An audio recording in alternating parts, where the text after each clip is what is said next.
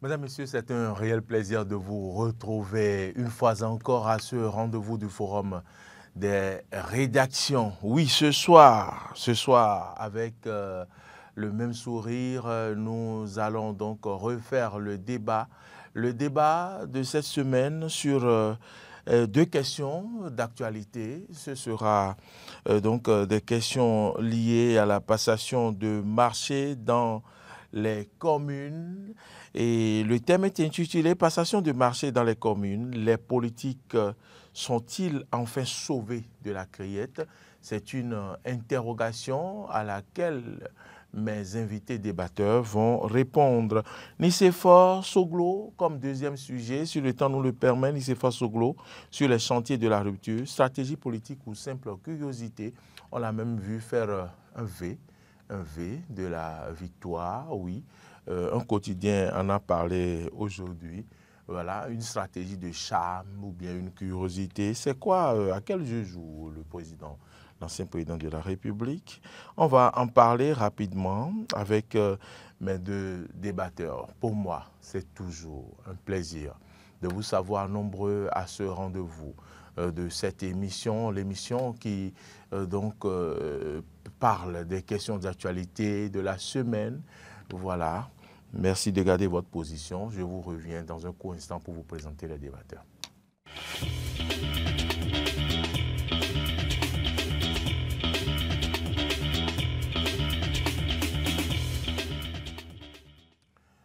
C'est Rebecca Ogou, la jeune et compétente, qui réalise cette émission, le forum des rédactions de ce vendredi 4 avril 2025. Au son, c'est Gérard Ronsa. Merci à vous tous pour votre disponibilité. Mais sur ce plateau, à ma gauche, je retrouve mon débatteur qui a été un peu appelé à d'autres tâches ces dernières semaines. Bonsoir Hugues Hector Zogo. Bonsoir Maury Agua. Bonsoir à mon très cher Oumar Adeyangou que je revois encore sur le plateau. Bonsoir à nos téléspectateurs et tous les internautes qui nous suivent sur le forum des rédactions. Oumar Adeyangou, oui, merci de répondre toujours présent à notre invitation. Bonsoir à vous. Bonsoir à ou tout bonjour, le pour moi. Bonjour, selon à laquelle les téléspectateurs nous reçoivent. Vous savez que cette émission est rediffusée les samedis, les dimanches, nuit. Et donc, voilà, on peut se permettre de dire bonsoir, bonjour. Et moi-même, je la regarde derrière les samedis matins, généralement, je dois ça autour de 10 h, 11 h. Voilà, donc je la regarde souvent. Et donc, je vous dis bonsoir, merci. C'est un plaisir pour moi, en tout cas, d'être là. Et très heureux également de retrouver Hector après sa petite tournée dans le pays. Peut-être qu'il nous donnera des nouvelles de comment le pays se porte à l'intérieur. Oui, oui. Alors, merci pour votre présence sur ce plateau. On va y aller. Il y a quelques années, est-ce que ça ne fait pas des années déjà? Oui, nous avons vu cette réforme comme une révolution. Et il fallait quand même remettre les communes dans les mains de ceux que nous avons appelés SE, c'est des secrétaires exécutifs.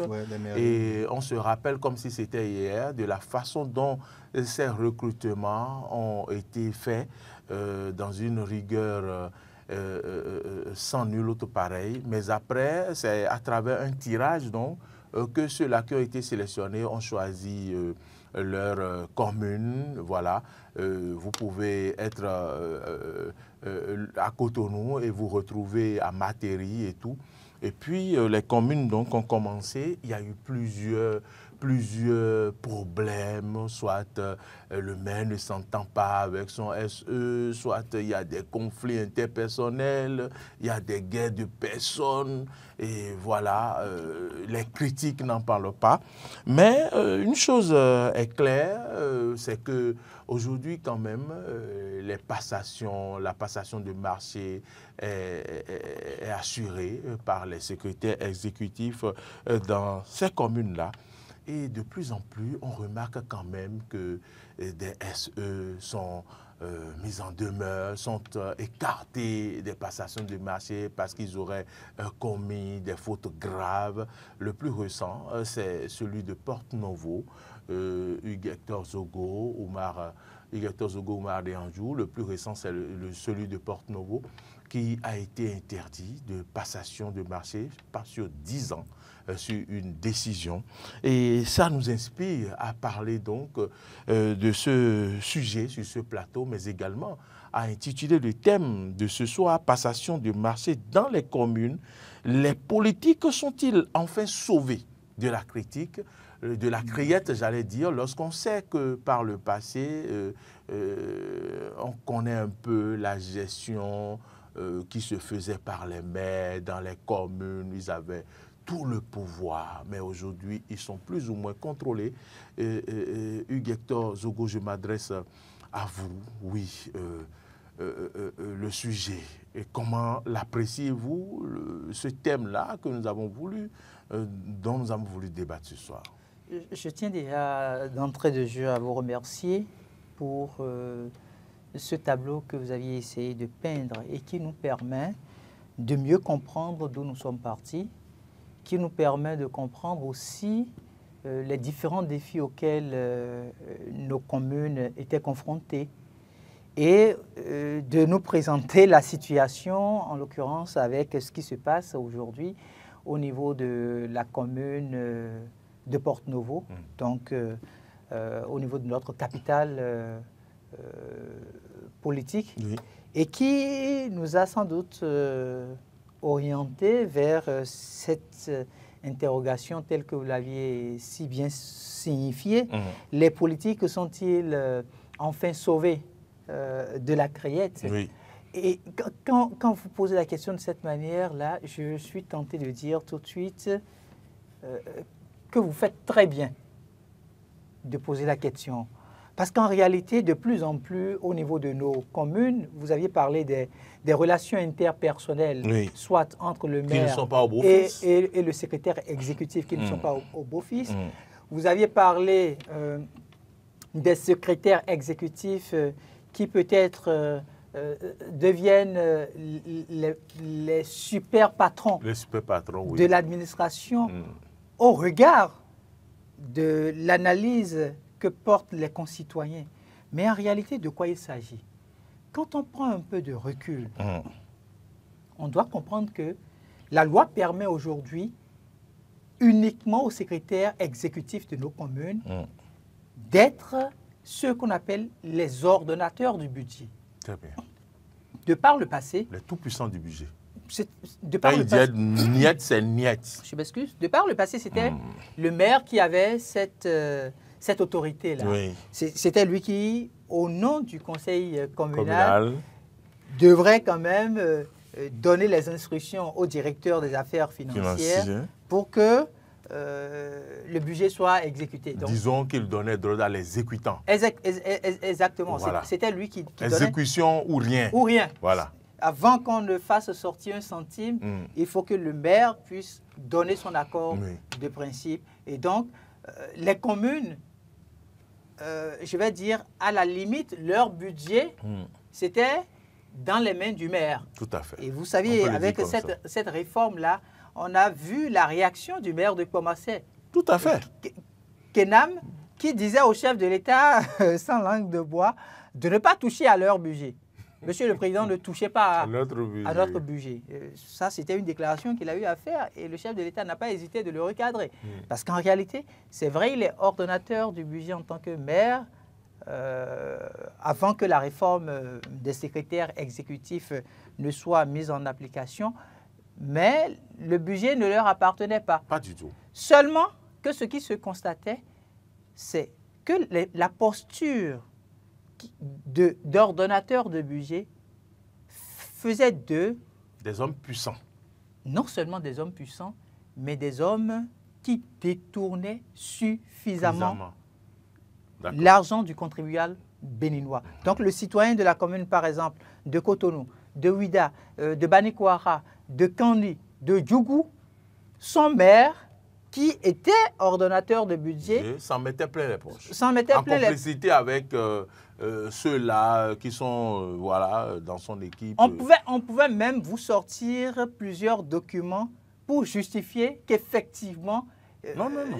Les documents existent. Les documents existent. Oui. Mais en réalité, quand vous faites le travail d'investigation, vous vous rendez compte que c'est des détournements qui ont été... Il y avait des éléphants blancs, hein? Il y avait des éléphants blancs, on passait les marchés et puis les travaux n'étaient pas exécutés comme cela se devait. Exactement. Et voilà, c'est les cousins, c'est les familles qui profitaient. Et aujourd'hui, qu'est-ce qui se passe? Aujourd'hui, c'est toute une autre réalité. C'est le secrétaire exécutif qui se retrouve être ordonnateur de budget. Et la chaîne de passation des marchés publics... Dans une transparence totale. Et comment je vais dire, non négociable. Non négociable. Parce qu'il y a la chaîne de passation des marchés publics qui essaye de respecter tout ce qui a rapport à l'orthodoxie financière. Il y a des structures de contrôle qui sont là, qui vont d'une manière ou d'une autre vous relancer. Il y a la cellule de suivi et de contrôle de la gestion des communes qui travaille au niveau de la présidence de la République, qui fait des descentes inopinées, qui peut vous interpeller à tout moment et demander à ce que vous puissiez envoyer tel contrat que vous avez signé avec tel prestataire, par exemple, pour qu'on puisse... Mais c'est ce qui a permis aujourd'hui de découvrir ce qui se passait à la commune de Porte-Novo, au niveau de la mairie. C'est la cellule de suivi et de contrôle de la gestion des communes qui... sans doute, ayant appris qu'il y a un certain nombre d'irrégularités par rapport aux passations de marchés publics, a demandé à ce que le secrétaire exécutif, ou du moins la secrétaire exécutive, puisque c'est une femme qui est là, puisse mettre à disposition les documents. Ils ont pris une période pour faire le contrôle et il s'est avéré qu'effectivement, il y avait des irrégularités ne se sont pas déroulées suivant les règles de l'art. Pas du tout. Il y a eu... suivant l'orthodoxie. Suivant l'orthodoxie prescrite, rien n'a été suivi. C'est près de 100 millions d'une part et encore d'autre part près de 100 millions. Donc, pour l'année 2024 et pour l'année 2023. Donc, ce cafouillage-là a fait qu'aujourd'hui, on a dû suspendre la secrétaire exécutive de la commune et aussi, je crois, la directrice des affaires financières. Elles sont deux femmes à se retrouver sous cette sanction disciplinaire. Et les langues ont commencé par se délier, sans aucun doute. D'ailleurs, le rapport qui a été déposé, le rapport fait cas de ce que, effectivement, pendant une période de 10 ans, ces deux cadres de notre pays ne doivent plus se retrouver dans la chaîne de passation des marchés publics, mais qu'il y a aussi des sanctions pénales qui pourront suivre. Donc, la CREIET pourra sans aucun doute s'auto-saisir de ce dossier-là. Et c'est au moins... poursuivre cette affaire. Si on poursuit, c'est au moins 5 ans de prison, 10 ans au maxi, si entre-temps, les données ne changeaient pas. Parce qu'en l'état, avec le rapport qui est présenté, si vous parcourez très bien ce rapport d'une 40aine de pages, vous vous rendez compte qu'il y a suffisamment d'irrégularités. Vous m'avez envoyé ce rapport pour m'empêcher de dormir hier.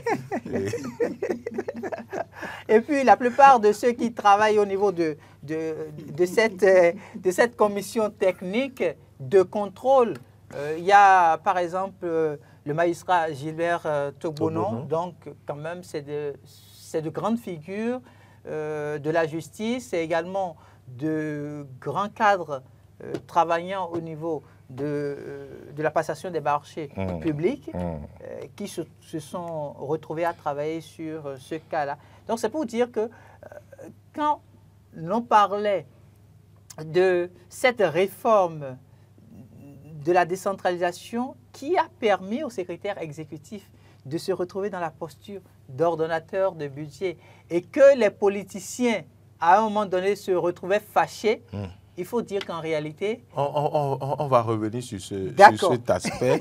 on va revenir sur... Quand ça touche les policiers, vous aimez qu'on aille tout doucement. Tout doucement, c'est-à-dire, oui, à la côte décortique, tout, et puis... Sacré Maurice, comme dit quelqu'un.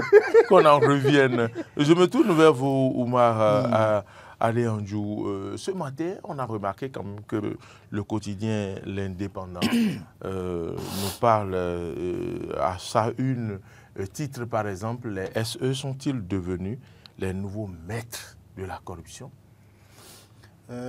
Puisque désormais, c'est eux qu'on voit à la une des journaux, puisque désormais, c'est eux qui sont en contact direct avec l'argent. Désormais, ce sont d'eux qu'il s'agit. Voilà. En réalité, ce sont deux. C'est deux. Enfin, il s'agit d'eux désormais. Il s'agit d'eux désormais, donc, qui sont directement en contact avec ceux qui viennent vers l'administration décentralisée, si vous voulez, l'administration de nos communes, pour donc avoir des marchés publics. Vous voyez un peu. Enfin, permettez-moi de faire une petite parenthèse. Hector a dit les choses avec une précision, je vais dire chirurgicale, mais malgré ça, j'ai tout de même envie, enfin c'est son habitude, il a l'habitude de le faire ainsi, j'ai quand même envie d'expliquer quelque chose à tous les téléspectateurs pour qu'ils comprennent très bien. Quand vous prenez nos administrations décentralisées, enfin, je vais parler de l'administration au niveau des mairies, il y a deux catégories de personnel. Il y a un personnel qui est permanent, qui est lié à l'administration, qui est directement lié à l'État central. C'est-à-dire que c'est voilà, la mairie, sur le budget de la mairie. Voilà, donc ceux-là, ils émargent sur le budget. Voilà, sur le budget national. Ils font partie donc de l'administration nationale. Ils font partie, c'est-à-dire, c'est comme un fonctionnaire qui est, je ne sais pas... Détaché peut-être à la mairie. Voilà, détaché à la mairie, un fonctionnaire normal. Et il y a l'autre catégorie qui sont en réalité des postes politiques. Il peut s'agir d'élus, ou bien de personnels qui viennent avec les élus. Vous voyez un peu. Donc, on a ces deux catégories-là. Le secrétaire exécutif des mairies est désormais, donc, en gros, si vous voulez, c'est le plus haut responsable dans la hiérarchie de ceux qui relèvent de l'administration, on va dire, technique au niveau donc, des mairies. Vous voyez un peu. Donc, de ceux qui ne sont pas liés directement aux politiques. Et c'était essentiel qu'on en arrive à cette réforme structurelle-là au niveau donc, de cette administration décentralisée parce que c'est tellement essentiel. Avant, qu'est-ce qui se passait? Hector l'a rappelé un tout petit peu. Il a dit, mais faisons attention, vous voyez comment est-ce qu'on passait les marchés dans le temps. Avant, c'est ça exactement. Vous êtes conseiller communal, votre ami, comment on appelle, qui a milité pour vous, pour que vous soyez élu. Et aujourd'hui, il a créé sa petite société de balayage de rue. Vous serez tenté de lui donner le marché sans même chercher à savoir si sa société est conforme par rapport aux tests du pays. Enfin, sans rien chercher à voir. Le clientélisme politique va vous pousser à le lui donner parce que vous avez envie d'être réélu prochainement. Et donc, les politiques travaillaient comme ça, dans ce sens-là. Et c'est des politiques qui sont obligés de travailler comme ça avec des gens qui peuvent leur apporter quelque chose. C'est des gens qui sont mus par leurs intérêts sur le plan politique. Autrement et donc, dit, il fallait cette réforme-là. Par l'attribution de ces marchés, ils donnaient aussi les moyens à ceux-là qui vont travailler pour eux sur le terrain parce qu'ils ont besoin de l'argent. Voilà. Il fallait cette réforme-là absolument pour mettre fin à ça parce que ça retarde justement l'administration au niveau donc décentralisé. C'est une réforme osée quand même. Voilà, c'est une réforme très osée. Il faut être osé. Enfin, j'ai même envie de dire, il faut s'appeler Patrice Talon pour le faire en réalité. C'est pas tout le monde qui peut se lancer dans une telle aventure parce que c'est une aventure périlleuse en réalité. Tu te fais du mal, tu vas devenir impopulaire immédiatement parce que tu te mets à dos tous les politiques. Et les politiques, c'est quoi leur rôle? C'est d'aller au contact des populations et de leur faire entendre ce qu'eux, ils veulent leur faire entendre. C'est ça aussi le rôle de la politique. Le politique, l'essentiel n'est pas de dire la vérité, mais c'est de convaincre. Mais lui, lui n'est pas politique, voilà. Donc lui n'est pas politique, il vient pour être les yeux du Béninois, en gros, si vous voulez, de l'État, mais les yeux du peuple béninois sur comment est-ce que l'argent de la mairie est géré. Parce que l'argent de la mairie, ce n'est ni pour le maire, ni pour les autres élus locaux. C'est pour le contribuable. Et il doit servir à faire le travail comme cela se doit. Et c'est là où je dis, cette réforme-là était essentielle. C'est même une étape, mais on a franchi un pas de géant dans la réforme de notre administration décentralisée en nommant donc ces SE. Maintenant, pour revenir à votre question, je ne me souviens plus exactement, puisque j'avais envie de faire cette précision. Oui, je disais, est-ce qu'ils sont devenus alors les nouveaux maîtres de la corruption? Oui, comme le titrait ce matin. Étant donné L'Indépendant. Voilà. dans toute corporation, dans tout secteur, il y a quand même quelquefois des brebis galeuses. Vous êtes d'accord avec moi? Vous avez rappelé tout à l'heure comment est-ce que ces personnes-là ont été sélectionnées, la rigueur avec laquelle on les a sélectionnées. Et malgré ça, on en arrive là à en avoir quelques-uns. Et c'est on était loin de s'imaginer. Voilà, qu'on allait pouvoir en avoir. Oui, mais malheureusement, dans tout secteur, il y a des brebis galeuses. C'est un bon premier pas qu'on a fait en les nommant. Maintenant, il faut tout faire maintenant pour mettre des garde-fous, pour les empêcher eux-mêmes là aussi d'aller. Et la meilleure manière de les empêcher, donc de tomber dans les revers que nous refusons, c'est quoi? C'est déjà de sanctionner durement. Il faut qu'ils aillent devant la justice. Dès que c'est avéré, il faut les sanctionner le plus dur possible pour éviter que les autres retombent également donc, dans les mêmes travers. Donc, faisons très attention. Donc, puisque c'est eux aujourd'hui qui sont au contact de ceux qui viennent prendre les marchés, c'est eux qui sont au contact de ceux qui sont peut-être les corrupteurs, tout ça. Donc, ils sont les plus exposés et donc les moins, comment on appelle, les moins, on va dire, concentrés d'entre eux, les personnes les moins intègres parmi eux, les moins lucides parmi eux, pour se rappeler à tout moment le sacerdoce qu'ils ont choisi en étant donc dans cette fonction-là, vont toujours à chaque fois et donc être attirés par la part du gain et tout de suite se feront avoir donc par donc les corrupteurs et eux-mêmes tomber donc dans la corruption ou bien même dans des pratiques très mauvaises qui ne sont pas du ressort de ce qu'on leur demande, de l'orthodoxie financière dont parlait Hector. Donc c'est tout à fait normal qu'on puisse les citer aujourd'hui. C'est normal. Dès l'instant où c'est vous, c'est votre corporation qui est là, donc les personnes qui vont faire ces genres de choses-là, c'est tout à fait normal qu'ils viennent également de votre corporation. Donc les SE aujourd'hui, je ne vais pas dire qu'ils sont les maîtres, mais c'est les plus exposés. Ils sont les plus exposés à la corruption. À la corruption, oui. Et donc c'est tout à fait normal que de temps en temps, on entende parler d'un SE qui est tombé finalement dans, comment on appelle, dans une mauvaise pratique et finalement, l'essentiel est de les punir et de les punir sévèrement. On entend parfois des maires se plaindre qu'ils n'ont plus la main, le SE leur complique la vie. Oui, mais, et c'est réel, c'est ce que la réforme dit. Le SE n'est pas sous le pouvoir hiérarchique, je vais dire, du maire, non. Il n'est pas soumis au pouvoir hiérarchique du maire, non. C'est le maire qui est soumis à son pouvoir? Pas du tout. Pas du tout. Chacun est dans son couloir en réalité. C'est compliqué, hein? Oui, mais c'est compliqué, mais je vais vous expliquer. Si ça marche dans l'administration privée, c'est vrai que, quand vous dites que c'est compliqué, c'est vrai. Ça veut dire qu'on doit revoir un tout petit peu les choses pour essayer de faire de sorte que ça soit moins compliqué. Je suis complètement d'accord avec vous. Mais regardez un peu dans l'administration, dans le secteur privé par exemple. Le monsieur qui a souffert toute sa vie pour gagner beaucoup d'argent et il crée une société. Quand il vient, il ne laisse pas la main libre tout de suite. Il est le PDG, lui, il ne vient pas tout le temps. Peut-être qu'il est au dernier étage là-bas, il s'assoit là-bas, il essaie de réfléchir sur les stratégies, mais il y a des petites dépenses qu'il faut faire. Il y a des choses qu'il faut faire pour faire évoluer la société. Et donc, le DG est nommé pour ça. Qu'est-ce qu'on va faire? Il va laisser tout son argent dans la main du seul DG là? Non. Il a des gens autour. De sorte que dans certaines administrations, on ne signe pas un chèque tant que on n'a pas au moins une ou deux signatures qui valident, par exemple, telle ou telle chose. Oui, lui, il a validé. OK, tel a validé. Oui, il a validé. Et c'est là qu'on passe. Moi, je pense qu'on en avait besoin également. Pourquoi? Parce que je vous ai dit tantôt, le maire, lui, il va à la rencontre, par exemple, comment on appelle, de ses administrés. Et il les rencontre. Ce sont ses électeurs. C'est eux qui ont voté pour lui. Et ils lui disent, non, écoutez, non, c'est pas normal. Et la devanture de la maison de tel ne peut pas rester comme ça. Alors que ce que les gens demandent, dans l'immédiat, on peut penser que c'est ça dont ils ont besoin. Alors que quelquefois, il y a des demandes qui sont des demandes, on va dire, juste pour satisfaire peut-être l'ego. C'est un exemple que je prends. Pour satisfaire l'ego de ceux qui demandent et tout ça. Et lui, comme c'est le son de cloche qu'il entend, il aura tendance à vouloir répondre à ça juste parce que ce sont ses électeurs et il veut garder donc cette masse électorale-là pour toujours donc se faire réélire. Qu'est-ce qu'il va faire? Arriver à la mairie, l'argent qui est prévu pour désenclaver peut-être la commune, pour essayer de construire la voie qui va faire qu'on sera complètement libre dans la commune en ce qui concerne la circulation des biens des personnes. On va prendre dans cet argent-là et aller régler la déventure du chef peut-être qui réclame parce que c'est ça. Et le chef est là, la maison ne peut pas être comme ça. Donc, il va aller régler ça, alors que c'est un moindre problème par rapport, par exemple, au problème de la voie. Et donc, on constate là un petit détournement des fonds vers autre chose. Pas qu'il a détourné ça dans ses poches, mais il a détourné vers autre chose. Donc, les fonds n'ont pas servi à faire à ce à quoi qu'elles devaient être destinées. Oui. Voilà, à ce à quoi elles étaient destinées. Donc, il va et il le fait. Et donc, beaucoup de maires ils agissaient comme ça, de manière très naturelle, parce que c'est comme ça.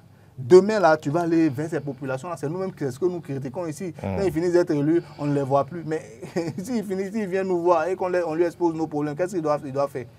Il doit nous aider à les régler. Donc, les SE sont désormais là pour veiller au grain, veiller à la planification et à la gestion, on va dire, de tout ce qui est en rapport avec les finances et aux passations également des marchés publics dans la commune. De sorte que ça ne se fera plus c'est-à-dire entre le maire et les personnes qui veulent donc exécuter des marchés au niveau de l'administration décentralisée. Donc il faut faire très attention et comprendre la réforme. S'il y a des difficultés, on va les mettre à nu et essayer ensuite de les régler. Vous avez dit que c'est très compliqué. Oui, c'est très compliqué parce que c'est deux égaux. Lui, il veut répondre à un idéal qui est l'idéal de satisfaire ses électeurs. Et l'autre aussi, qui est là, qui est de l'administration, lui, il fait très attention à l'orthodoxie financière. Si je fais très mal, la preuve, la SE de Porte-Novo, elle est où? Elle est devant la justice aujourd'hui. Si je fais très mal, on va m'envoyer devant la justice. Pas encore. Est-ce que donc, déjà pas encore. Dans tous les cas, peut-être. Donc, qu'est-ce que je veux dire par là? Ça veut dire quoi? Chacun poursuit un objectif bien précis. Lui, il poursuit l'orthodoxie financière. Et quand on poursuit l'orthodoxie financière, qu'est-ce qui va se passer? On devient très rigoureux. On a besoin de beaucoup de rigueur pour pouvoir voir clair dans les choses. Au même moment que l'autre, non, il est dans la précipitation. Il faut qu'il agisse pour que ses électeurs donc, puissent avoir. Donc, chacun est dans son combat et finalement, ça rend le travail plus ou moins compliqué. Et je suis complètement d'accord avec vous. Donc, il faut trouver peut-être d'autres garde-fous pour essayer de voir comment est-ce qu'on règle les problèmes, comment est-ce qu'on facilite également la tâche au maire aussi. Parce que le maire, il a besoin également de résoudre les problèmes que les populations lui posent.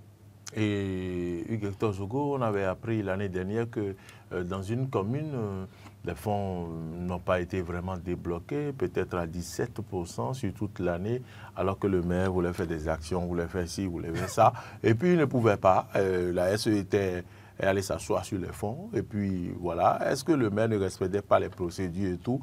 Moi, je ne connais pas ces détails, mais les plaintes étaient que le maire se plaignait tout le temps qu'il ne pouvait pas exécuter ci, exécuter ça, et que les fonds sont là, on ne dépense pas 17% en fin d'exercice. Est-ce que quand même les SE ne vont pas essayer de voir un peu le développement également de la commune et aider les maires à suivre les procédures comme cela se doit pour qu'eux-mêmes ne tombe pas dans les pièges comme on est en train de le voir là, et qu'on le fasse, pourquoi pas, des séances de renforcement de capacité, parce que ce n'est pas normal. Est-ce que tout ça là fait partie des épreuves, comment dire, que les communes doivent vivre pour se prendre en charge? Il faut dire qu'il y a une cellule de suivi et de contrôle de la gestion des communes qui se retrouve au niveau de la présidence de la République, qui peut être saisie à tout moment pour des questions touchant ces réformes-là mises en place pour permettre à ce que la décentralisation se vive autrement au niveau de notre pays. Donc moi, je suis parfois, je m'en excuse, je suis parfois peiné quand certains maires se lèvent pour faire des déclarations, ma foi, d'ordre politique. Ils connaissent en fait... Non, ils ne le font pas publiquement. Ça dit qu'ils en parlent et puis après, bon. Oui. Nous, parfois, comme on place nos oreilles à des endroits donnés, je comprends. On peut revenir chercher après, on a les informations. Je comprends parfaitement. Mais c'est-à-dire que quand on est maire, et quand on sait que la réforme mise en place, c'est pour permettre à ce que le pays avance davantage, il y a certaines choses qu'on se doit de ne pas dire dans le public. Dans l'opinion publique. On ne doit pas se permettre d'y aller. Toujours le chat vous dérange dans votre gorge, donc, du coup... Sortez le chat, sortez-nous le chat. Je pense qu'il est sorti. Bon. Donc, je pense qu'en réalité, ce débat qui se fait parfois, c'est un débat à caractère politique. Parce que ces acteurs politiques-là, vous les connaissez très bien. Ils se disent qu'en mettant un peu plus de pression, qu'on peut encore rebrousser chemin et aller à l'ancienne formule qu'on mettait en application et qui leur permettait, eux autres, de se mettre suffisamment les sous des contribuables dans les poches. Sinon, la réforme est très bien pensée. La preuve, aujourd'hui, c'est à travers l'autosaisine de cette cellule-là que la RMP a pu nous permettre d'avoir ce bilan. Parce qu'il y a eu une dénonciation de la cellule. Maintenant, avec la dénonciation de la cellule, la RMP, qui est l'autorité de régulation des marchés publics, au cœur de laquelle se retrouvent plusieurs personnalités, j'ai parlé tout à l'heure du magistrat Togbono. On a par exemple M. Séraphin Agbangbata qui se retrouve au sein de la RMP. On a M. Derek Boudirenou. On a Martin Vioutou Assogba, que vous connaissez très bien. Mais bien sûr, il me connaît aussi très bien. Voilà. Et donc, ces personnalités-là sont là pour travailler à mettre fin à la délinquance économique au sein de nos communes. Et quand ça se passe comme ça, ne soyez pas surpris que des maires qui ont été habitués à un certain mode de vie, qui ont souvent été les acteurs qui donnent à manger peut-être à 50 personnes dans une matinée et deviennent alors les super citoyens de leur région, se retrouvant désormais en difficulté parce que n'ayant que leur salaire et ne pouvant plus avancer sur ce terrain-là, ne soyez pas surpris que ces maires-là puissent décrier la réforme. Ils peuvent même, mieux, connaissant la manière dont nous fonctionnons au Bénin, et ils peuvent même donner de l'argent à des partisans pour qu'on décrie la présence des secrétaires exécutifs. De crier à l'eau. Pour dire, non, nos communes ne fonctionnent pas. Les communes ne fonctionnent pas. Pour que les communes fonctionnent, il faut quand même suivre ce que la loi dit. Pour dépenser peut-être 1 million sur telle ligne budgétaire, quelle est la formule? Est-ce que ça se respectait? Aujourd'hui, le secrétaire exécutif sait que dès qu'il ne respecte pas les procédures, la conséquence, c'est la criette. Et nous sommes là... L'épée de Damoclès plane. Évidemment. Même toutes les personnes qui se retrouvent... De gestion des trucs, l'épée de Damoclès est tout le temps sur la tête des... On va répondre alors à la question. Les politiques sont-ils enfin sauvés de la criette? Ils sont a priori sauvés de la criette. Mais attention, pourquoi je parle du a priori? Je parle du a priori parce qu'en réalité, il peut arriver que des secrétaires exécutifs ne restent pas techniques, ne demeurent pas techniques dans le rendu des décisions. Et qu'ils s'associent à des maires qui, à la limite, pourront leur dire « Moi, je suis tout le temps avec le chef de l'État.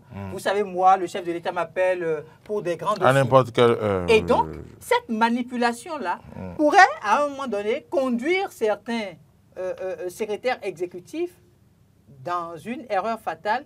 Ils vont penser un instant qu'effectivement, ces maires qui les rassurent et qui leur dit tout le temps, nous sommes avec le chef de l'État, nous sommes en train de partir en réunion avec le chef de l'État. Vous partez en réunion avec le chef de l'État, ça ne signifie pas que le chef de l'État vous demande ou vous donne le pouvoir de détourner les fonds de la commune.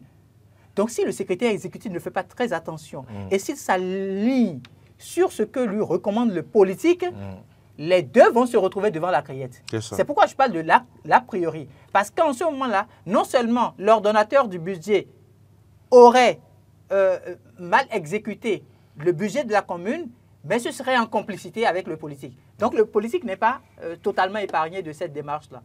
Très bien. Oui, il faut répondre à la question que je viens de poser afin qu'on passe au deuxième sujet. Complètement dans la même ligne qu'Hector. En théorie, si vous voulez, a priori, les politiques sont désormais, enfin sauvés de la criette, comme vous avez écrit.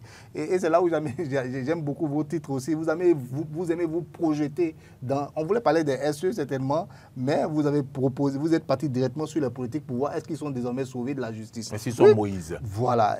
Désormais, ils sont complètement sauvés. S'ils sont conscients de ce fait-là, si eux-mêmes sont conscients et l'acceptent. Parce que, comme Hector l'a dit, il y a certains qui sont nostalgiques de l'ancienne manière, des mauvaises pratiques. Oui, c'était des demi-dieux dans la commune. Ils avaient un train de vie, il faut le dire, il ne faut pas cacher les choses. Ils avaient leur train de vie qui correspondait à quelque chose qui n'était pas du tout conforme à ce que l'État leur donnait en tant que maire simplement. Il a dit qu'il y avait beaucoup de personnes qui vivaient rien que d'eux parce que tout simplement, ils sont à la mairie, l'agent de la mairie, c'est eux qui géraient. Donc, ils pouvaient en faire ce qu'ils voulaient. Mais aujourd'hui, ce n'est plus ça. On veut plus d'autres. Il n'y avait pas forcément une reddition de comptes rigoureuse. Voilà. Il n'y avait rien de vraiment rigoureux. Il n'y avait rien de vraiment rigoureux. Et on savait leur train de vie dans le temps.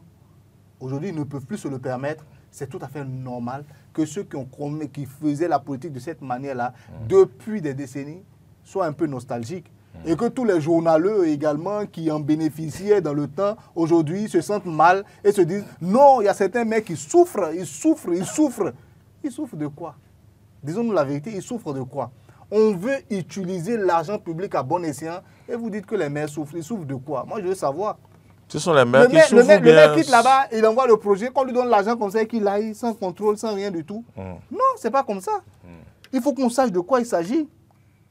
Il faut qu'on sache de quoi il s'agit réellement. Est-ce que finalement, cette réforme ne fait pas plus de bien qu'au maire que du mal, En réalité, parce que, moi, je vais vous dire... Est-ce que si on demande au maire qui a dit laissez-nous notre argent aujourd'hui, est-ce qu'il ne va pas dire je vais lui dire finalement, ça lui fait plus de bien. Au moins, il n'aura plus à faire avec la justice. Parce qu'il peut agir même sans prendre conscience de ce qu'il fait. Parce qu'il y a le clientélisme politique. Quand ça emporte un politicien, il peut ne plus savoir. Oui. Il peut ne plus savoir ce qu'il fait réellement parce qu'il va se dire non, mais ça, c'est mes mandants. S'ils en ont besoin, je vais les faire. Alors que ce que tu veux faire n'est pas vraiment très opportun. Ou bien ce n'est même pas dans cette ligne-là que l'argent était réservé. Mais le fait que ce sont tes mandants, tu as envie d'aller l'utiliser. Non. Les SE sont là pour vous aider également.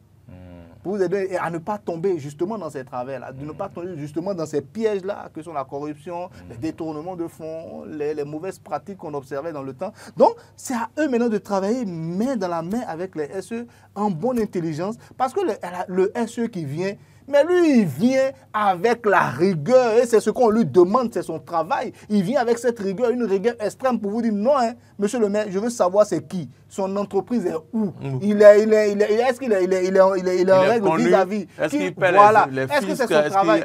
Avant, on sait comment ça se passe. C'est un secret de polichinelle. Dès que mon ami devient maire, immédiatement, je crée une petite entreprise de balayage de rue. Il suffit de tourner derrière cette case-là, vous avez déjà créé une entreprise. Oui, je crée une entreprise de balayage de rue et c'est moi, je prends tous les marchés de balayage de rue. Il faut dire que c'est le maire même qui crée des entreprises écrans. Voilà. Donc, il faut qu'on aille dans le sens de l'amélioration des conditions de vie des populations. Et quand on veut réellement aller dans le sens de l'amélioration des vies des populations, on ne peut qu'apprécier cette réforme-là. C'est vrai, on a dit tantôt que ça crée quelques petites difficultés. Oui, parce que quand vous dites à deux hommes, vous deux là, utilisez l'argent, c'est clair, dès cet instant-là, il y a un petit problème, ils doivent pouvoir s'entendre. Oui, petit à petit, on va améliorer la réforme, on va mettre des petits décrets en place, des petits tests en place pour pouvoir mieux permettre à chacun d'avoir la main et faire ce qu'il a fait dans le respect de l'orthodoxie financière dont on parle. Parce que les SE sont là et moi j'espère qu'ils seront là pour longtemps, pour toujours même dans ce pays, dans l'administration décentralisée. Et parlant de l'amélioration des conditions de vie des populations, le président Nicéphore Soglo voudrait toucher du doigt ce qui se fait en la matière, le marché de gros, par exemple, pour déconcentrer Dantokpa, pour d'ailleurs supprimer carrément Dantokpa, mais aussi il est allé s'imprégner de ce qui a été fait comme merveille du côté de l'autre hôpital, qu'on appelle Chic. Il a même répété à plusieurs reprises, Chic, le nom là, Chic. Il était émerveillé. Et puis, sa troisième descente, c'était où il a effectué une troisième il a été à la descente. Oui, ça c'est avant. Il a été visiter également les logements sociaux de Wedo, pour voir également ce qui a été fait là-bas. Il a dit, véritablement, le gouvernement, le gouvernement travaille, on pense aux populations, on pense au bien-être des populations. Et puis finalement, il a fait un V. Un V, voilà. On se demande, est-ce que c'est une stratégie politique pour l'ancien président de la République de descendre sur ces réalisations de la rupture, ou bien c'est simple curiosité, ou bien c'est un appel de pied au président de la République quand on sait que son fils est hors du territoire depuis plusieurs années. Est-ce que tout ça là, cette opération de charme va vouloir donc séduire le président de la République pour qu'il dise, mais bon, écoutez, mais vous êtes avec nous. Mon petit, il faut rentrer. Oui, vous avez la parole, Hugues Tozougou. Je suis très heureux que chaque fois, vous preniez le soin de mieux présenter le tableau. De bien planter le décor. Ça permet à celui qui, hier, n'était pas du tout au courant de ce dont on veut parler, de pouvoir cerner le contexte. Je vous en remercie énormément. Et je vais vous répondre. Une petite parenthèse. Maurice, j'ai l'impression qu'il a l'habitude d'être dans le bas peuple. C'est une manière de parler. Hein, quand je dis bas peuple, ça dit chez les personnes les plus... Et vous avez l'art de parler à ceux qui ne sont pas forcément des intellectuels. Vous avez l'art de leur expliquer les choses. Enfin, moi, c'est quelque chose que j'apprécie chez vous aussi. Vous avez cette capacité-là à dire aux gens, voilà ce qui est, voilà ce qui est. Et après ça, on fait le débat. Merci Bravo beaucoup. En tout cas. Mon premier journaliste, c'est ma mère. Moi-même, j'aime mon journaliste. Hein. Et puis quand j'arrive, la voix, elle dit, quelles sont les informations? Et je dis, mais je ne sais pas, donnez-moi les informations. Et elle dit, mais c'est vous le journaliste. Mais quand elle me pose la question, c'est qu'elle a des informations dehors entre femmes. En allant acheter la salade, elle a entendu des choses. Parfois, elle sort des choses, je tombe des nues, quoi. Je dis, mais tu as quoi appris ça là-haut? Donc, voilà, petit à petit, elle a commencé par suivre cette émission. Donc, je fais les choses comme ça, bien qu'elles soient intellectuelles d'un certain niveau, quand même bac plus 5. Hein, et pour que les gens qui discutent avec elle et qui suivent cette émission également comprennent un peu ce qui se passe dans le pays. Merci, c'était une parenthèse. Merci à vous pour ces compliments. Je vous en remercie. Je pense que le président Nicéphore Dieudonné Soglo s'est définitivement engagé dans une démarche politique pour permettre à son fils de rentrer. Il ne regarde plus l'opposition. Pour il moi, ne regarde plus sa position d'opposant. Bon, je peux oser le dire, d'opposant. Je le mets à défi. Excusez-moi de le dire de cette manière-là, mais je le mets à défi. Vous n'entendrez plus le président Nicéphore Soglo avant les prochaines élections faire une sortie. Vous serez surpris la semaine prochaine de l'entendre sur RFI encore. Je vous dirai faire une sortie. Pour critiquer véhément le gouvernement. Revenir pour critiquer le mode de gouvernance du président Patrice Talon. Je serai d'autant plus rassuré si la semaine prochaine, il accorde encore une interview à RFI et il magnifie et apprécie tout ce qu'il a vu. Je vous donne un élément. Ça va plus me rassurer. Je vous donne un élément qui va vous paraître étrange. Le 28 février dernier, le président Nicéphore Soglo lançait son ouvrage, ses mémoires. Et cette activité-là a réuni la plupart des anciens présidents d'institutions de notre pays, plusieurs cadres de notre pays, le représentant du gouvernement de notre pays, le président de l'Assemblée nationale, l'ancien président Boni Yayi à ses côtés. J'ai vu des opposants dans la salle également. Des opposants également.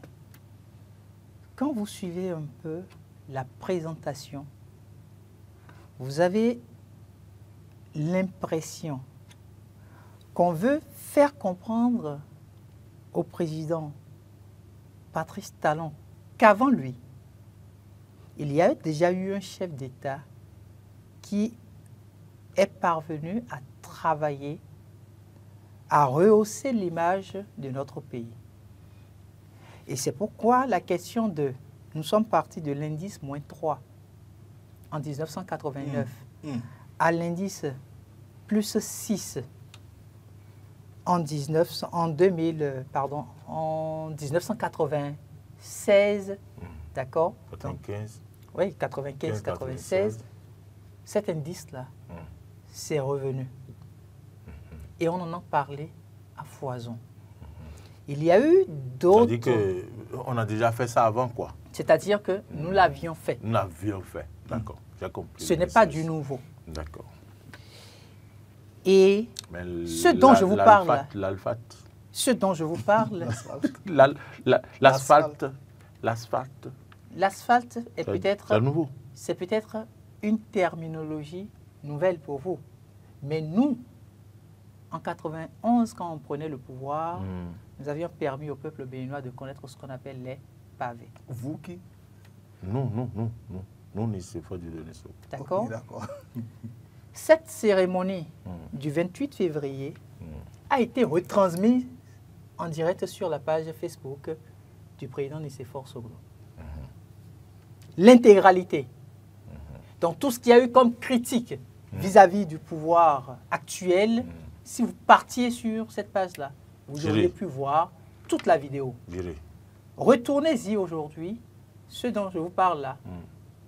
Il y a 3 semaines, vous auriez eu cette bande. Où est ça? La bande a été supprimée. Pour quelle mais raison? non, mais mettez-moi. J'ai dit que j'irai. Mettez-moi la bande. Pourquoi je veux dis que cette bande-là a été supprimée de la page Facebook de l'ancien président Nicéphore Dieudonné Soglou. Confirmez-nous qu'il y a eu des critiques acerbes. Je vous confirme qu'il y a eu des critiques acerbes. Le présentateur de l'ouvrage, c'est le père directeur de l'Institut des artisans de justice et de paix. Père Agué. Le père Aguénounon. Et vous savez que le père Aguénounon tient à ce qu'on ne travaille pas exclusivement que sur les pierres, mais qu'on travaille également sur les humains. Et donc, par conséquent, quand je découvre que c'est la période au cours de laquelle le président Nicéphore Dieudonné Soglou, ancien chef d'État béninois, fait ses sorties sur ces chantiers, et que ce soit la même période de coïncidence qu'un tel acte se pose, je fais tout de suite une lecture politique. Aujourd'hui, vous aviez parlé du grand V. Le grand V, pour Je n'ai pas parlé, hein. C'est à la une d'un quotidien. Attendez, je vais vous le dire tout à l'heure. Oui, mais nous avons tous vu. Ah, vous avez vu? Ah, d'accord. Bon, donc le geste de l'ancien président, le grand V, signifie quoi en politique? Je la victoire. Je bois votre analyse. La victoire. Et c'est comme... Autrement dit... On peut comparer ça à ce que l'autre a dit du côté de Soava là-bas. Pardon. Autrement dit, le président Nicéphore Dieudonné Soglou crédite aujourd'hui le mode de gouvernance du président Patrice Talon et lui donne le quitus pour qu'il puisse, avec la mouvance présidentielle, avoir la victoire pour les élections générales de 2026. Ça dit, autrement dit, pour qu'il puisse continuer la dynamique. Évidemment, ça, parce que si moi... Moi, je ne veux pas parler de continuer la dynamique. Laissez-moi terminer. Je suis en train de suivre la logique et d'apporter de l'eau à son moulin. Si moi qui ai été le président ayant travaillé pour qu'on quitte le régime autoritaire, un régime qui a fait tout basculer au point où on n'avait pas la possibilité de payer le salaire du fonctionnaire béninois. si moi qui suis parvenu à prendre cet héritage-là, à un moment donné, j'ai pu m'investir jusqu'à ce qu'on arrive à avoir l'indice plus 6 en termes d'économie, je prends la parole pour dire aujourd'hui que j'apprécie ce qui se fait par mon prédécesseur. Quoi de meilleur comme thème de campagne pour la mouvance présidentielle? Et vous l'auriez dû constater, ils exploitent à fond ces images-là aujourd'hui. Ne soyez pas surpris que ce soit ces meilleures images-là qui constituent les images à utiliser par le prochain présidentiable au niveau de la mouvance présidentielle. Autrement dit, le président Nicéphore Soglo est devenu le directeur de campagne. Il est venu donner carte blanche. Je dirais simplement que le président Nicéphore Dieudonné Soglo est le directeur de campagne du présidentiable de la mouvance présidentielle pour les élections générales de 2026. Il ne sera pas d'accord avec vous parce que nous avons déjà je sais qu'il vous aime très bien. Nous avons déjà fait un débat ici où il a dit mais qui sont ces petits qui me critiquent, qui parlent de moi. Soglo là. Au moins, on dit président, Pépé. Nous aurons sans doute la chance de... Bon, on aura le retour quand tu vas suivre cette émission. On va finir. Le temps avance très vite. Oui, moi je vais dire très rapidement que je ne serai pas aussi affirmatif qu'Hector, mais je vais vous dire une chose également. Il n'y a rien de désintéressé. Écoutez-moi très bien, il n'y a rien de désintéressé dans cette démarche-là du président Soglo. Allez visiter les infrastructures, allez visiter les réalisations du régime de la rupture. C'était pas pour aller se promener. C'est pas juste pour prendre de l'air. C'est forcément intéressé. Enlevez curiosité dans votre affaire. Il n'y a aucune curiosité là. Donc, il peut le faire. C'est quand même plus de 90 ans d'âge. Voilà. Il sait ce qu'il fait. Il est sage, il comprend, il sait. Et c'est un politique chevronné. Ce n'est plus le genou qui est venu de la Banque mondiale. Ça, c'est terminé ça. Donc, pour une première raison, et tu as évoqué plus ou moins les raisons, il peut le faire juste pour sa propre image. Je suis quand même Soglo dans le pays. Et Soglo, Nicéphore Dieudonné Soglo n'est pas n'importe qui au Bénin. Je suis encore vivant. Et je suis encore vivant. Non, mais quand ça se fait bien, il faut que je puisse reconnaître que ça se fait bien, afin que les Béninois sachent qui moi je suis. Je suis un homme très objectif, un Béninois comme vous devez être. Et envoyer un message de son esprit d'ouverture. Voilà, de son esprit d'ouverture. Moi, j'apprécie. Et je vais utiliser mon thème du moment, de sa conscience qui est toujours très... Enfin, il n'a pas perdu sa liberté de conscience, voilà, de sa liberté de conscience. Voilà. C'est pas parce que je marche avec des gens que je ne peux plus réfléchir par moi-même. Et que tout ce que je dois faire doit être vu sur le prisme de ce que les autres me donnent comme argument. Non, tu n'es plus libre, tu es un endoctriné à partir de cet instant-là. Donc, le président Soglo peut-être veut envoyer cette image-là aux Béninois, ou bien même veut envoyer ce message-là aux Béninois. Soyez ouverts, regardez ce qui est bon et dites-le. Et ce qui n'est pas bon aussi, dites-le. L'autre chose, c'est qu'il peut s'agir également d'une stratégie politique, comme l'a dit Hector. Sans être aussi affirmatif que lui, je dis il peut très bien s'agir d'une stratégie politique, parce que tout simplement, mais je combats quelqu'un. Et à un moment, je me rends compte que finalement, on a un terrain d'entente. Une fois que le terrain d'entente est déjà bien aplani dans les coulisses et qu'on s'est bien entendu, mais je monte maintenant au créneau pour être à ses côtés. On ne sait pas. Même si je suis opposant désormais. Oui, je ne sais pas. C'est pourquoi je vous dis, il se peut. C'est pourquoi je dis, il se peut. Il se peut que ce soit donc une stratégie politique. Parce qu'il a beaucoup de choses. Il a des envies également sur le plan politique. Il dit tantôt que la gestion sur le plan politique n'est pas ce qu'il veut. Il critique régulièrement. Et on a parlé tout à l'heure aussi de Léadi Soglo qui n'est pas au Bénin. Ça, c'est un véritable crève-cœur pour le président de la République. Être là et ne pas pouvoir voir son fils à côté, c'est quelque chose de très compliqué. Aujourd'hui, non plus, par exemple, la mairie de Cotonou. Il faut que son fils soit là. Voilà. Donc, et il y a beaucoup, également se positionne pour 2026. Il a pas mal d'intérêts sur le plan politique pour lesquels il peut se battre aussi. Et je pense que ça peut être dans ce sens-là aussi. Aller donc vers le président Patrice Talon, lui montrer que, bon, écoute, mon gars, je suis désolé avec toi, on va vers des échéances très importantes. Donc, désormais, il faut qu'on voit les choses de la même manière pour que mes intérêts aussi soient pris en compte dans ce que tu veux mettre en place comme stratégie pour ta succession. Je vous remercie pour ces analyses. Tout le plaisir a été pour moi. Je retiens que demain ne nous appartient pas parce que dans ce pays, les gens, les politiques se sont déjà regroupés et se sont partagés déjà le pays. On dit telle année, c'est vous qui prenez le pouvoir, telle année, c'est vous qui prenez le pouvoir, telle année, c'est moi. Où sont ces personnes-là aujourd'hui? Où est-ce qu'ils veulent prendre le pouvoir? Où est-ce qu'ils sont aujourd'hui? Demain ne nous appartient pas et nous devons tirer des leçons. L'autre chose est qu'il ne faut pas être carré. Lorsque c'est bon, même si c'est intéressé, il faut avoir le courage de le dire. Même si vous êtes, ce n'est pas intéressé, si c'est bon, il faut le reconnaître. Maintenant que le président a fini de visiter ces endroits, qu'est-ce qu'il va rester à visiter maintenant? Il y a les routes, non? Il y a beaucoup de routes. Vous voyez le tronçon Séné Concorde au mot clean là-bas, le tronçon là. Vous savez ce qui était là-bas? Vous n'avez pas encore eu la chance de voir le président Soglo devant l'Amazone. Voilà. Ah, il reste l'Amazone à visiter. La rétention d'eau dans les collines pour pouvoir alimenter les collines. Le barrage. On peut aller là-bas aussi. Le barrage d'Aïe Djoko. Les travaux pour essayer de... Le président est à la retraite.